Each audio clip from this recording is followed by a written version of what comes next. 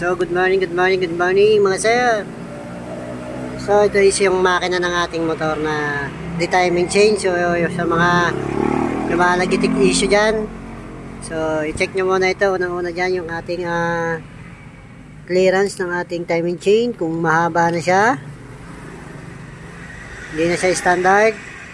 So, bawat timing chain meron siyang tinatawag na bilang ng kanyang teeth.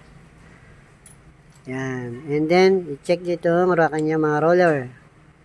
Kapag kasi pudpud na itong roller natin, yung roller guide natin, tsaka itong isa. Yan. Ibig sabihin, nagkakaroon po ng clearance yung ating timing chain. So, yung pagpitik niya ay lumalaki yung chance na kumalog. At the same time, nagiging source din ito ng vibration. And plus, itong push rod natin ng kanyang timing chain. So, ganito ang trabaho niya. Isang buo yan. Andyan yung spring. So, yung spring ang magtutulak sa kanya para bumalik pataas. Yan. Yan.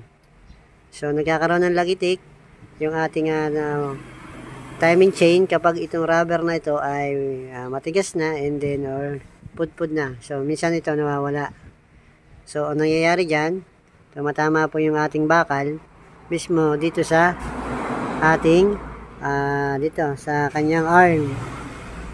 Dito siya tumatama. So, nagkakaroon siya ng contact ng bakal sa bakal. So, yan po yung ating dapat malaman at dapat i-check sa ating makina kapag malagitik. Kahit bagong tune up, malagitik pa rin. So, dito muna tayo sa kanyang timing chain parts. So, nandito siya sa tapat ng magneto side. So, kailangan nyo buksan para ma-check, ma-double check kung alin ba yung sira sa inyong motor. Yan. Dito muna tayo. Bago tayo hatulan kung nasa connecting rod ba or nasa cams yung ating problema kung bakit malagitik. So, ganun lang muna. Check nyo lang muna parts by parts. So, para makasigurado kayo sa inyong gastos. So, ma-identify agad natin yung cost ng kanyang knocking sound ng engine. So, ito, the timing chain, kailangan natin ma-secure lahat ng parts.